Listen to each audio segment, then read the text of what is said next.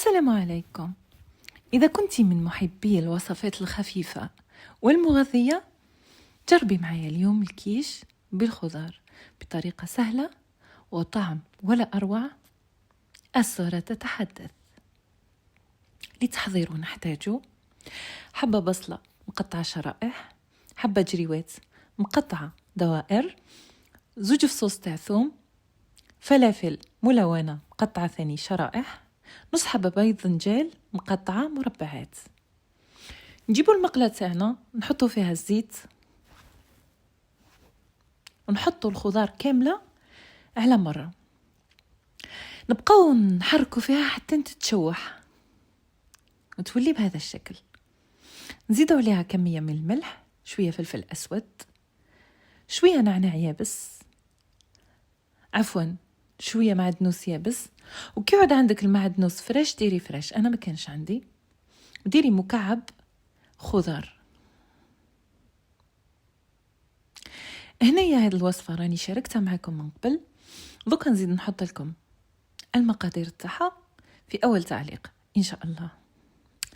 تفرشي العجينة في المول بلا ما تفرشي له حتى حاجة، لا زبدة لا والو، وهذوك الجوانب تخليهم بعد تكنزينوا بهم في الأخير. تضغطي عليها جيدا، ثقبيها بالفرشيطة، ومن بعد تحطي العجينة تاعك تقعد تروبوزي في الفريغو في الفريجيدير مدة 15 دقيقة.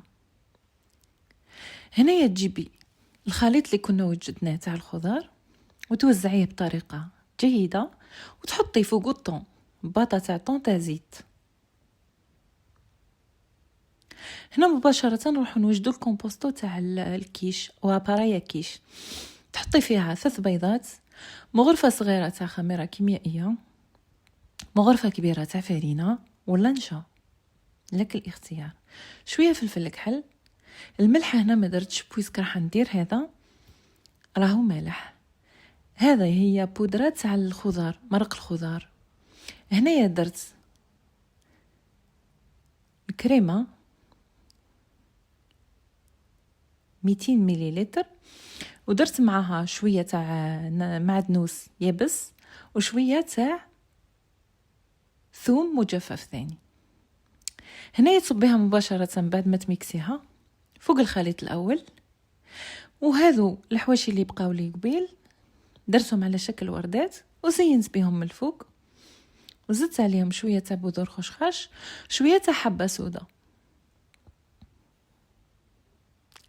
من بعد حطيتهم يطيبوا على 180 درجة مدة 30 دقيقة. كان هذا هو الشكل النهائي. كانت معكم هنا دولتشي إسالاتو. لا تنسوني من دعمكم أو من نقدكم البناء. شكرا.